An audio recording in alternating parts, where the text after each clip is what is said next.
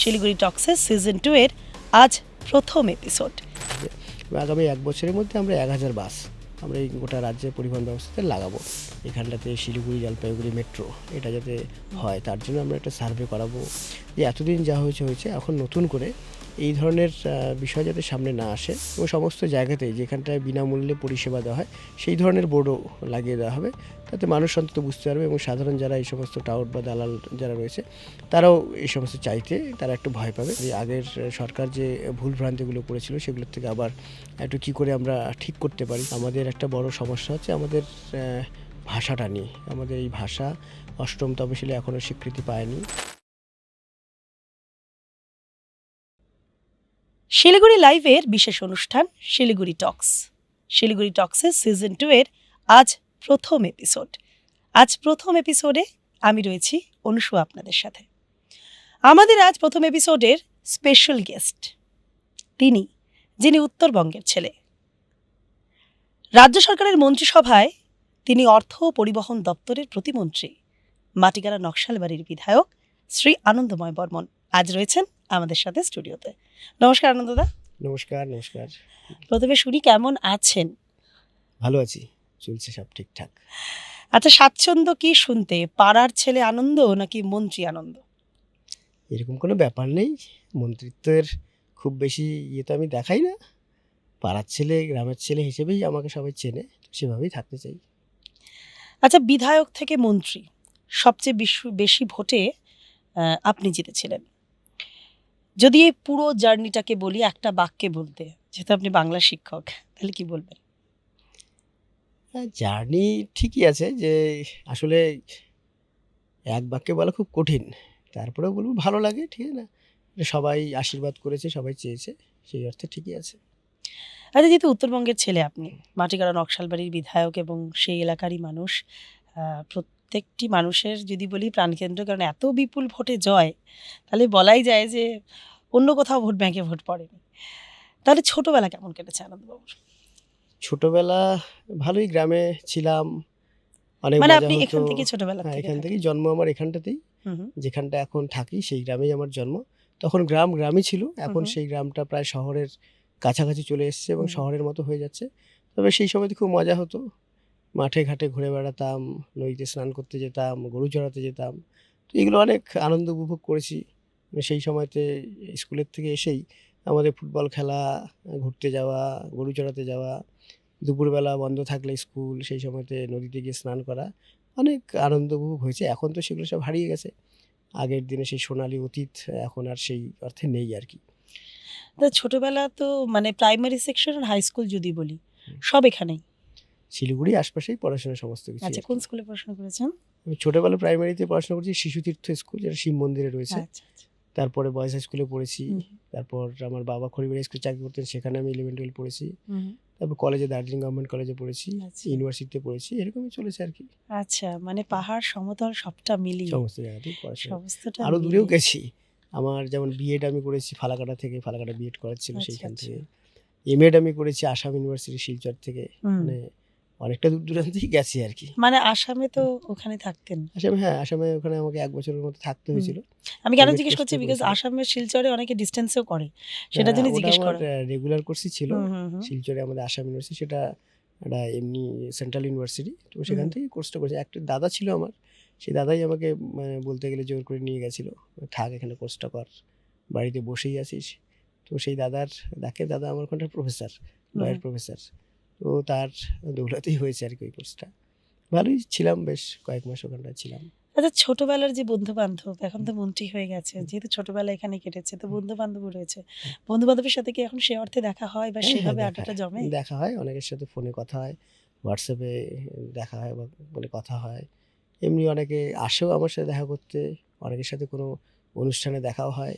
আর যারা একেবারে গ্রামের তারা তো সবসময় থাকেই, তারা যখন তখন তাদের সাথে দেখা হয়। পেশায় তো আপনি শিক্ষক। স্কুলে যখন আগে যেতেন এবং এখন যখন কক্ষে যান, মন্ত্রীবাবুকে স্কুলের বাচ্চারা পেয়ে কি রিয়াকশন প্রথম দিয়েছিল, সেরকম কোনো মুহূর্ত যদি আমাদের সাথে একটু শেয়ার মন্ত্রী করেন। হওয়ার পরে স্কুলে যাওয়ার তো খুব বেশি সুযোগ হয়নি, একদিনই গিয়েছিলাম, সে কয়েকদিন আগেই গেছিলাম। না, অনেকে এসেছিল ছাত্রছাত্রী যারা, যে স্যার আপনি মন্ত্রী হয়ে গেছেন, হ্যাঁ আপনি আবার আসবেন আমাদের মাঝে, স্কুলে আসবেন, পড়াতে আসবেন। তো ওরা অনেকে ছবি টবি তুললো আমার সাথে, আমিও গেলাম। দু একটা জায়গাতে আমার কমন রুমে আমার টিচাররা, তারাও আমার সাথে, তারাও আমাকে সংবর্ধনা দিল মন্ত্রী হওয়ার পরে। আমার স্কুলের হেডমাস্টার, অন্যান্য যারা টিচার্স কলিগস রয়েছেন যারা, তারা, কিছু ছাত্রছাত্রী আসলো। ব্যাস এরকম সবার সাথে ঘন্টা ২-৩ ছিলাম আর কি। ভালোই লাগলো। আবার যাব, সময় পেলে যাব, ঠিক আছে? এরকম যাওয়া এখন আসা চলবে। প্রতিদিন অর্থে তো আর স্কুলে যাওয়া হচ্ছে না। সেটা আপাতত বন্ধ আছে, সেটা তো হুম। বন্ধ আছে। তো যখন এমএলএ ছিলাম তখন মাঝে মধ্যেই যেতাম। তখন তো আমার খুব বেশি এত প্রোগ্রামস ছিল না। তো সেই সময়তে আমার যাওয়া হতো। রেগুলারলি মাসে কয়েকবার করে তো যেতামই। তো এখন সেটা বন্ধ। আর এখন তবু ওই দিকটায় গেলে কখনো রাস্তার পাশেই আমার স্কুল, ঢুকে পড়বো আর কি। আচ্ছা আনন্দদার, যেটা আমরা সবসময় দেখেছি, বাইকে, এখন তো মন্ত্রী, লালবাতির গাড়ি, কোনটা বেশি স্বচ্ছন্দ বলুন তো? বাইকটাই স্বচ্ছন্দ। কারণ বাইকে ঘুরে বেড়াতে ভালোই লাগে। আর শিলিগুড়িতে যা ট্রাফিক জ্যাম এই সমস্ত থাকে, তো শিলিগুড়ির জন্য তো আমার বাইকটাই ১ নম্বর পছন্দ। আমি বাইকেই আসি, আসা যাওয়া করি এখনও। আজকেও আমি বাইকেই এসেছি। বাইকটা আমার খুব পছন্দের। শিলিগুড়ির ট্রাফিক তো এখন আপনার হাতে অন্তত হুম। পড়ছে, পরিবহনটা যেহেতু আপনার হাতে। সে তো আছে, কিন্তু তারপরেও এত গাড়ি ঘোড়া চলছে, হুম। ট্রাফিক ব্যবস্থার উন্নতি হচ্ছে ধীরে ধীরে, কিন্তু হুম। তাও আসলে বড় গাড়ির ক্ষেত্রে একটা সমস্যাই। গাড়ি পার্কিং করার থেকে শুরু করে এত সিগন্যালিং, ট্রাফিক সব থাকে। আর বাইক হলে এদিক ওদিক ফাঁক ফোকর দিয়ে আমি অন্তত বেরিয়ে যেতে পারি আর কি। আচ্ছা, সূত্রে জানতে পেরেছিলাম যে আপনি মন্ত্রিত্ব নিতে চাননি, এটা কি সত্যি এবং কেন? না, এরকম বিষয় নেই। পার্টি যখন আমাদের যে দায়িত্ব দেয়, দল যে দায়িত্ব দেয়, সেটা আমরা মাথা পেতে আমাদের নিতে হয়। ছোটবেলা থেকে সেটাই শিখেছি। কারণ আমাদের দলের, আমরা তো নিজের পছন্দ অপছন্দের ব্যাপার কিছু থাকে না। দল আমাদের এমএলএ টিকিট দিয়েছে, আমরা এমএলএ হয়েছি। ওই দল মন্ত্রী করেছে, আমরা করেছি। যে দায়িত্ব দিয়েছে সেটা পালন করা, এটাই আমাদের দায়িত্ব। এরকম বিষয় নেই। দল যতদিন যে দায়িত্ব রাখবে, আবার যদি দায়িত্ব থেকে সরিয়ে দেয় সেটা সরবো। এটা আমাদের একটা আনুগত্যের মধ্যেই পড়ে। দলের প্রতি আমাদের যে আনুগত্য, সেটা আমরা সেখানটাই মেনে চলি আর কি। একটা ছোট্ট মুহূর্ত যদি আমাদের সাথে শেয়ার করেন, যেমন আপনার ভোট প্রচারে দেশের প্রধানমন্ত্রী এসেছিলেন, নরেন্দ্র মোদীজি, সেই এক্সপিরিয়েন্সটা যদি একটু বলেন। না, আমি সৌভাগ্যবান যে আমার এখানটাতে দেশের মাননীয় প্রধানমন্ত্রী, আমি ভোটে যতবারই দাঁড়িয়েছি, আমি যখন প্রথম ভোটে দাঁড়াই ২০১৬ সালে, সেই সময়তেও তিনি এসেছিলেন। সেই সময়তেই তার সাথে আমার প্রথম দেখা। তারপরে ২০২১ সালে সেই সময়তেও তিনি এসেছিলেন। ২০২৬ সালে সেই সময়তেও তিনি এসেছিলেন। এবং এবার ২০২৬ সালে তিনি আমার বিধানসভা এলাকাতেই একবার রাত্রিবাসও করেছিলেন। এবং বাগডোগরা এয়ারপোর্ট থেকে মেফেয়ার হোটেল পর্যন্ত পুরো একটা রোড শো ছিল না, কিন্তু আক্ষরিক অর্থে সেটাই রোড শোর আকার ধারণ করে। কারণ গোটা এলাকার মানুষজন তারা রাস্তার দুধারে এসে দাঁড়িয়ে পড়ে, এবং একটা জনসভাও হয় গাওখালির মাঠে। তো সেটা আমার জন্য খুব ভালো হয়েছে, এবং মাননীয় প্রধানমন্ত্রীকে আমি অনেক ধন্যবাদ জানাবো, এবং তিনি যে আমার প্রতি একটা আশীর্বাদ বড় রেখেছেন, তার জন্য আমি কৃতজ্ঞ। আচ্ছা, মন্ত্রী থাকেন আমাদের এলাকায়, যখনই কেউ এই কথাটা বলে তখনই মন্ত্রীর উপর দায়িত্বটা বেড়ে যায়। এলাকার মানুষ, আপনি এলাকার মানুষের খুব কাছের আপনি, তাহলে পাড়ায় বা এলাকায় যখন থাকছেন, প্রাথমিকভাবে এলাকার উন্নয়নে কি কি পদক্ষেপ প্রথমে নেবেন? অবশ্যই আমার এলাকা তো যেহেতু গ্রামীণ এলাকা, রাস্তাঘাট, পানীয় জলের সমস্যা, ড্রেনেজ সিস্টেম, অনেক সমস্যা রয়েছে। আর আমাদের সরকার এই খুব বেশি দিন তো হয়নি। তো আমাদের সরকার হওয়ার মাস দুয়েক হলো। তো স্বাভাবিকভাবেই আমরা চেষ্টা করছি যত তাড়াতাড়ি সম্ভব এই সমস্যাগুলো, শুধু আমার পাড়ার এলাকার সমস্যা বলে নয়, আমার গোটা বিধানসভা এলাকা বা আমাদের এই শিলিগুড়ি বা উত্তরবঙ্গের সমস্ত জায়গাতে যেখানে যেখানে আমাদের দপ্তরের কাজ আছে, আমরা চেষ্টা করছি সেগুলোকে সমাধান করার। তবে যেহেতু আমাদের একটা বিশাল আর্থিক একটা ঘাটতি বা দেনা তো আমাদের রয়েছেই, প্রায় ৮,১৫,০০০ কোটি টাকার ঋণের বোঝা নিয়ে আমাদের এই সরকারে আমরা এসেছি। সেটাও একটা বড় বাধা বা বার্ডেন তো রয়েছে। তারপরেও আমরা চেষ্টা করে যাচ্ছি যে মানুষের এই রাজ্যের উন্নয়ন করার জন্য যতটুকু সহযোগিতা করে, আমাদের এখান থেকে রাজস্ব বাড়িয়ে, কেন্দ্রের সহযোগিতা নিয়ে, কেন্দ্র এবং রাজ্য সরকারের যে সমস্ত প্রকল্পগুলো রয়েছে তার সুবিধা যাতে মানুষ পায়, সেই চেষ্টাটা আমরা করছি। সকাল থেকে আপনার বাড়িতে একটা মোটামুটি ২৫০ থেকে ৩০০ লোকের একটা ভিড় থাকে পাড়াতে। পাড়ার যে কোনো সমাধান, ছোট ছোট সমাধানগুলো, যদিও এখন আপনি মন্ত্রী, প্রচুর কাজের দায়িত্ব আপনার, বিশাল বড় বড় দুটো ডিপার্টমেন্ট আপনাকে দেওয়া রয়েছে, দুটোই গুরুত্বপূর্ণ ডিপার্টমেন্ট। সেক্ষেত্রে পাড়ার যে লোকজনের সমস্যা, সকাল থেকে আপনার শুরু হয় ২৫০ থেকে ৩০০ মানুষের ভিড়, বাড়িতে গমগম করছে, প্রত্যেকের কথা আপনি শোনেন, এখন এত বড় একটা দায়িত্ব পাওয়ার পরে, এত বড় একটা পদ পাওয়ার পরে সেই সমস্যাগুলোর কি করে সমাধান করবেন, এই ছোট ছোট সমস্যাগুলো? হ্যাঁ, আসে যেহেতু আমার শুধু পাড়ার লোকজন আসে তা তো না, পুরো হুম, হুম, হুম। বিধানসভার এলাকার লোকজনই আসেন। তাদের বিভিন্ন রকমের সমস্যা থাকে। সমস্যাগুলো তারা বলেন এবং যে সমস্ত সমস্যাগুলো আমার সরাসরি তো আর আমি কিছু করি না, কিন্তু যে অফিসে বা যাকে বলে দেওয়া হয়তো কখনো আমি বিডিওকে বলে দিলাম, কখনো ডিএম সাহেবকে বলে দিলাম, কখনো পুলিশকে বলে দিলাম। এরকম করে কিছু ডিপার্টমেন্টাল থাকে সেগুলো আমরা করি। জমি নিয়ে অনেক সমস্যা থাকে সেগুলো হয়তো বিএলআরও অফিসে বলে দিলাম। তো চেষ্টা করি যত মানুষের সমস্যার সমাধান করি এবং আমার কাছে হয়তো অনেকে কিছু সিগনেচার নেওয়ার জন্য আসে, তাদের সেটা করে দিলাম। কাউকে হয়তো রেসিডেন্সিয়াল সার্টিফিকেট, কাউকে ইনকাম সার্টিফিকেট, কাউকে হয়তো এনওসি কিছু একটা দিতে হয়, কাউকে কিছু লিখে দিতে হয়। চিফ মিনিস্টার রিলিফ ফান্ড, এই ধরনের বেশ কিছু সমস্যা নিয়ে অনেকে আসেন। তো সেগুলো যতটা আমার দ্বারা সম্ভব সেগুলো আমি নিজেই করে দিই।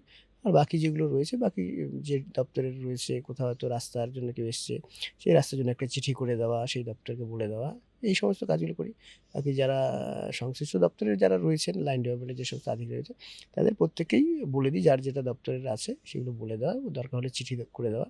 এভাবেই সবার সমাধান করার চেষ্টা করি। সব তো একেবারে খুব সাথে, সাথে হয়ে যায় না। কিছু হয়তো হতে সময় লাগে। সেগুলো বলা থাকে, বলে দিই একটু সময় লাগবে। অনেকে যেমন এখন ভোটার লিস্টের থেকে নাম বাদ গেছে। তো হুম। সেটা বলেছি একটু সময় লাগবে। কেউ কারো হয়তো অন্নপূর্ণা যোজনার নামটা এখনো ঢোকেনি বা টাকা পাচ্ছে না, সেটা তো বলি একটু সময় লাগবে। তো এরকমভাবে সবার সমস্যাগুলো শুনি। তারপর যেভাবে, যেভাবে সমাধান করার, হয়তো সবগুলোই সাথে, সাথে হয় না।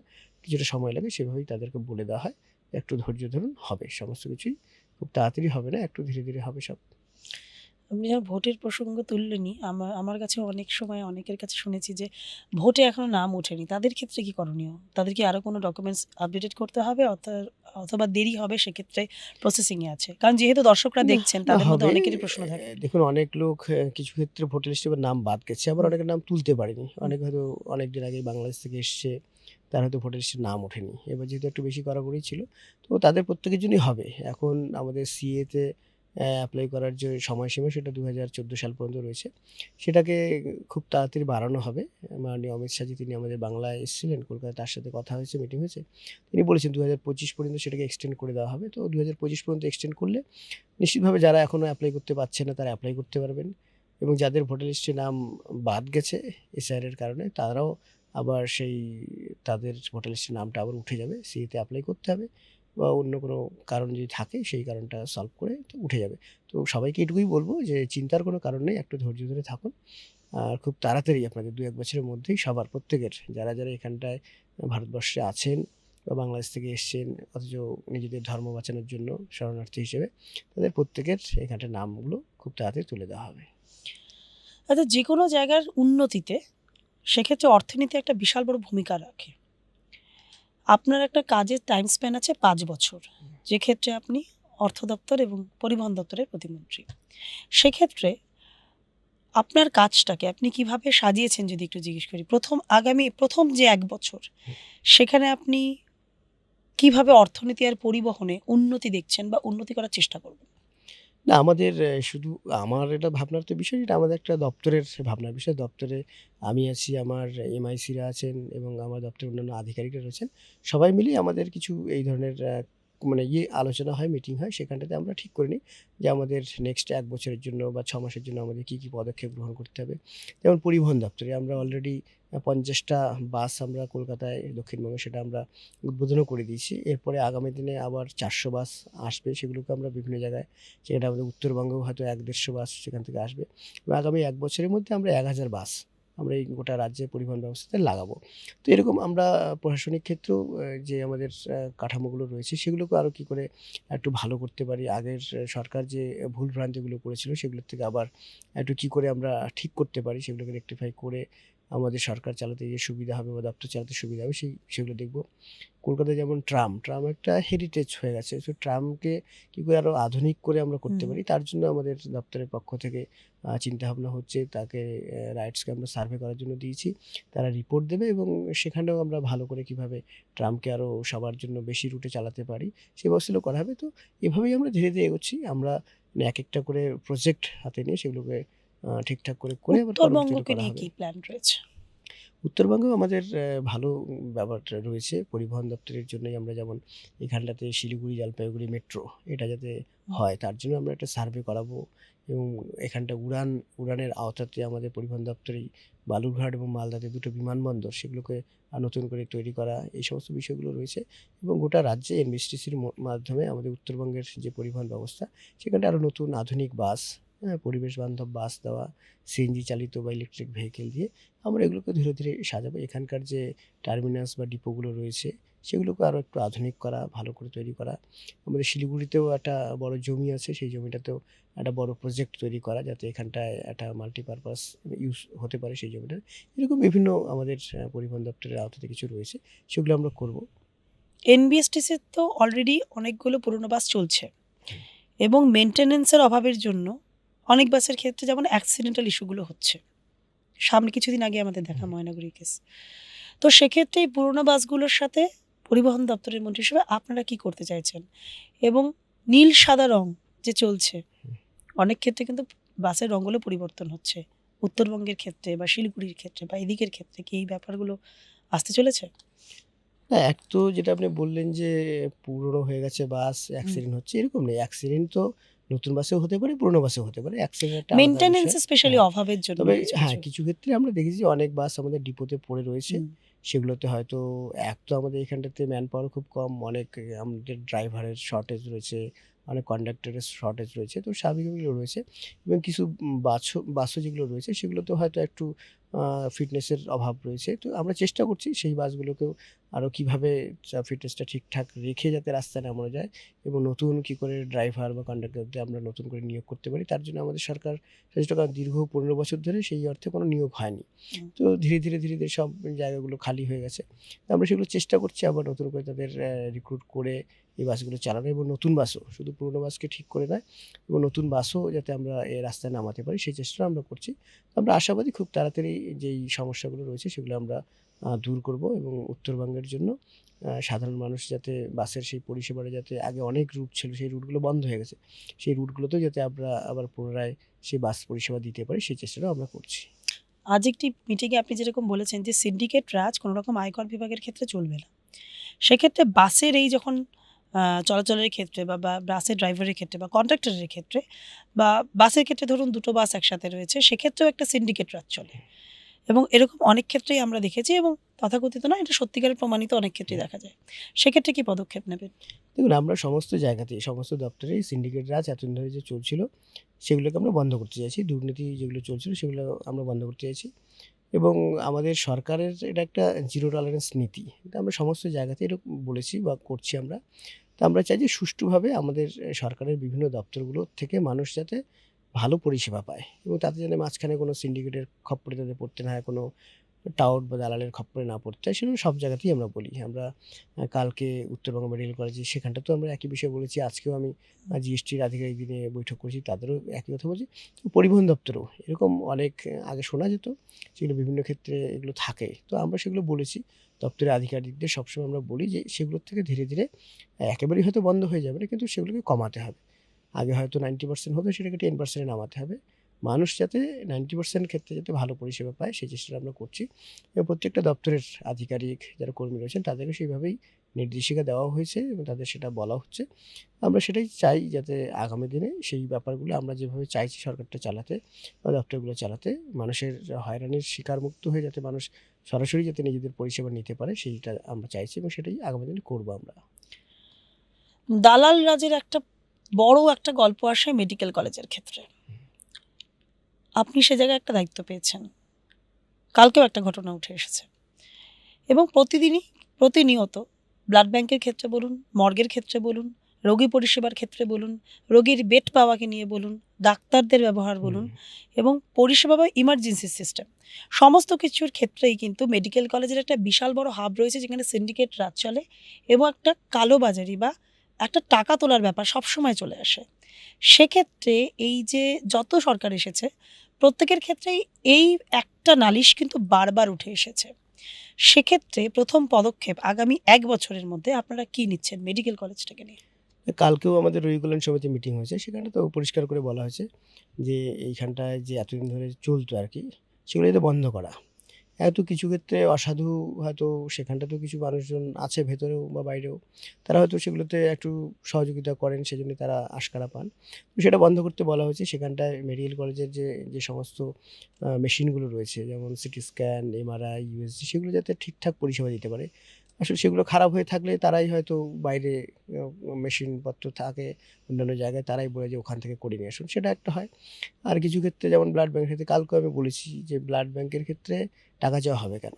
মর্গে টাকা চাওয়া হবে কেন? সেগুলোকে বন্ধ করতে হবে।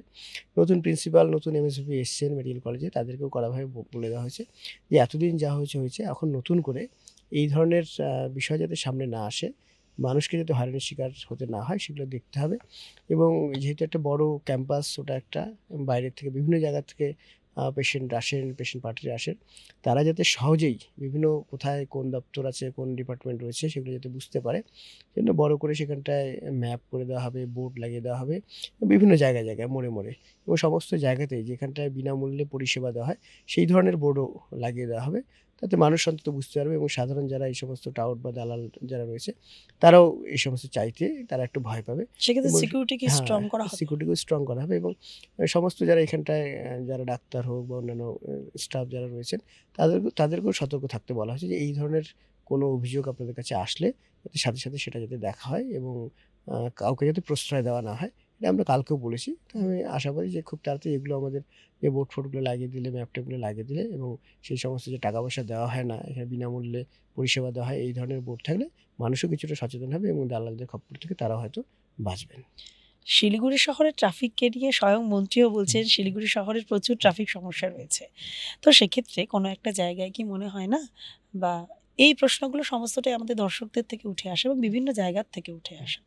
তো সেক্ষেত্রে কি মনে হয় না শিলিগুড়ি শহরে ট্রাফিক সমস্যার ক্ষেত্রে কোনো একটা জায়গায় ই-রিক্সা বা টোটো একটা বিশাল বড় ভূমিকা গ্রহণ করে ফেলেছে?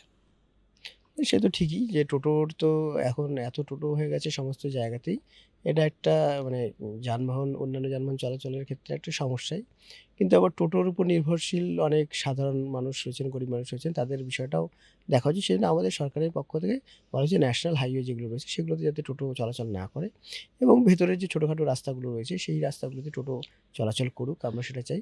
শিলিগুড়ি শহরেও যে যানজটের কারণে একটা কারণ তো টোটো অবশ্যই, অন্যান্য অনেক কারণও রয়েছে। তো স্বাভাবিকভাবেই এখানে যারা ট্রাফিক নিয়ন্ত্রণ করেন, যে সমস্ত পুলিশের আধিকারিকরা রয়েছেন, তারা নিশ্চিতভাবে সেগুলো বিষয়গুলো দেখবেন।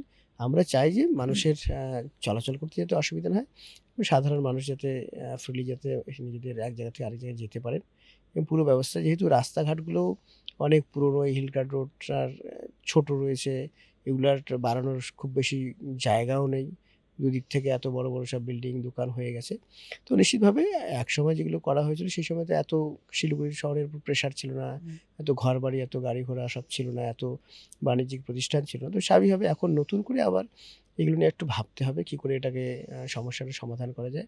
বা শিলিগুড়ি শহরটাও বাড়ছে। অন্যান্য রুটে কিছু সিলেক্ট করে দিয়ে যে এই রাস্তায় এই গাড়িগুলোই চলবে। শিলিগুড়িতে, কলকাতায় যেমন ওয়ান ওয়ে ব্যবস্থা রয়েছে। হুম। বড় শহর যেহেতু অনেক রাস্তাগুলো ওয়ান ওয়ে আছে। তো আগামী দিনে নিশ্চিতভাবে শিলিগুড়িতেও সেরকম ট্রাফিক ব্যবস্থা হবে। কিছু, কিছু রাস্তা হয়তো ওয়ান ওয়ে করে দেওয়া হবে। এখন এখানটাতে বর্ধমান রোডের ফ্লাইওভারটা হয়ে গেছে। সেটা তো নিশ্চয়ই কিছুটা যানজট কাটবে। তো দেখা যাক, ধীরে, ধীরে সমস্ত ব্যবস্থা আমাদের সরকারে এসছে। আমরা চেষ্টা করব এই সমস্ত বিষয়গুলোকে ওভারকাম করার। শিলিগুড়ি শহরে যেমন হিলকাট রোডে টোটো বন্ধ হয়েছে, মেইন একটা রোডে। সেক্ষেত্রে পকেট রোড যেগুলো রয়েছে, যেগুলো শহরের মাঝখানের রোডগুলো, সেগুলোতে এতই ই-রিক্সার সংখ্যা বেড়ে গিয়েছে যে সাধারণ মানুষের চলতে অসুবিধা হচ্ছে। সেক্ষেত্রে কি পদক্ষেপ নেবেন? অথবা যে আরেকটা প্রশ্ন আমি সঙ্গে করে নিই যে টোটো যখন হিলকাট রোডে বা কোনো মেইন রোডে চলছে না, সেক্ষেত্রে টোটো যারা চালান বা ই-রিক্সা চালান তাদের বিক্ষোভ কিন্তু প্রায়শই লেগে রয়েছে যে আমাদেরকে মেইন রোডে চালাতে দিতেই হবে।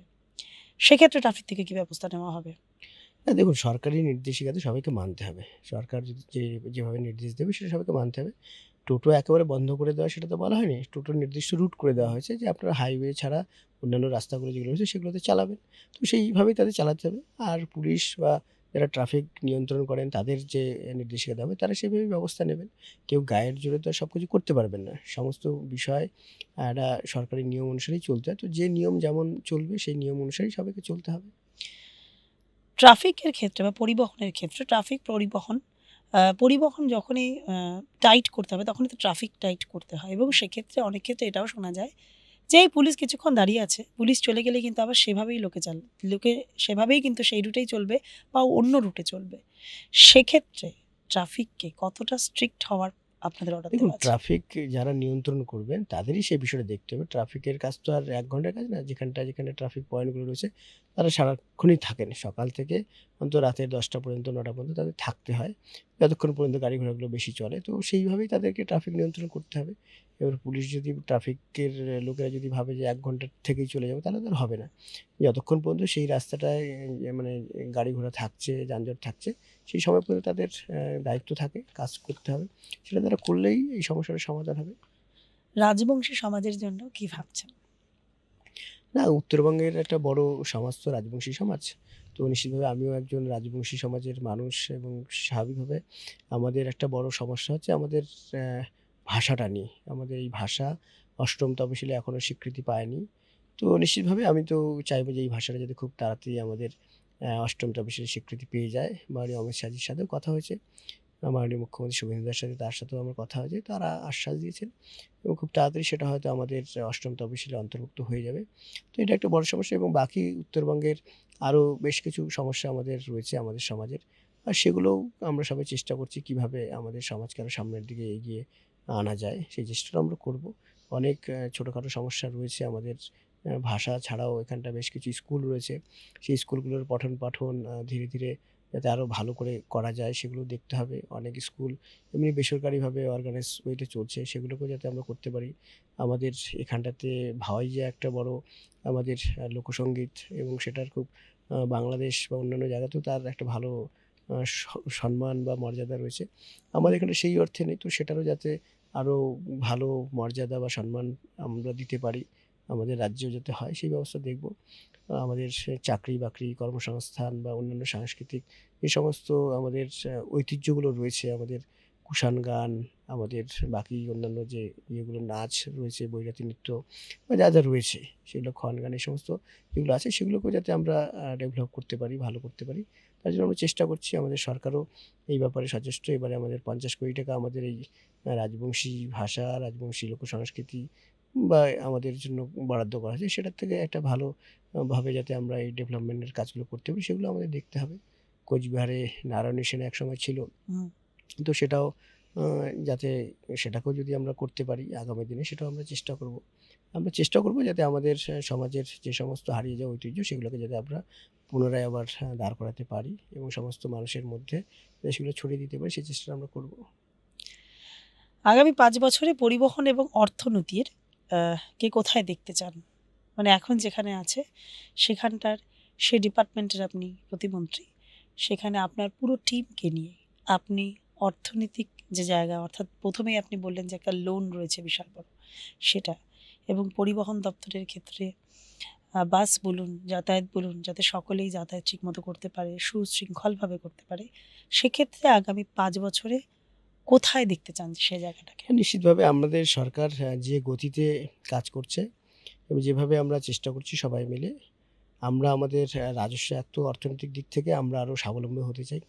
আমাদের যে বিশাল ঋণের বোঝা, সে বোঝাটাকে আমরা ধীরে, ধীরে কমাতে চাই এবং আমাদের এখানটাতে যে রেভিনিউ আমরা কালেক্ট করছি, সেই রেভিনিউর শতকরা হিসেবে যদি আমরা বেশ কিছুটা যদি বাড়াতে পারি, তাহলে নিশ্চিতভাবে আমরা সেটা করতে পারবো এবং লিকেজ যেগুলো এতদিন ধরে হতো, সেই লিকেজগুলো বন্ধ করা সেটা আমরা করা শুরুও করেছি। তো নিশ্চিতভাবে আমরা আশা করছি যে ৫ বছর পরে আমাদের রাজ্যের এই যে বেহাল অর্থনৈতিক অবস্থা আমাদের আগের সরকার করে রেখেছিল, সেখান থেকে রাজ্যকে অন্তত আমরা একটা স্বাবলম্বী সরকার আমরা করতে পারি এবং অর্থনৈতিক দিক থেকে সেটা অনেকটা স্ট্রং হবে এবং কেন্দ্রের সহযোগিতাও আমরা পাচ্ছি এবং এখান থেকেও সমস্ত দপ্তরের আধিকারিকরা যদি ঠিকভাবে আমাদের কাজটা করেন তাহলে নিশ্চিতভাবে আমরা একটা স্বাবলম্বী এবং শক্তিশালী অর্থনৈতিক ভাবে শক্তিশালী আমাদের একটা সরকার ৫ বছর পরে আমরা সেক্ষেত্রে দেখতে পাবো। স্বাবলম্বী হতে গেলে কি পদক্ষেপ ১ম এ নেবেন?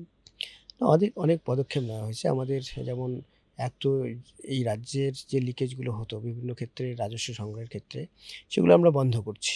আমাদের বিভিন্ন মাইনিংয়ের সেক্টর বলুন বা এই জিএসটির ক্ষেত্রে বলুন বা অন্যান্য যে সমস্ত আমরা করগুলো আমরা এখান থেকে আদায় করি রাজ্যে, তো সেগুলো যাতে ঠিকঠাক রাজ্য সরকারের খাতেই ব্যাপারে আগে সমস্ত কিছু আর একটা জায়গাতে গিয়ে পৌঁছতো। হুম। সরকারের রাজস্ব অন্য জায়গাতে গিয়ে পৌঁছাতো।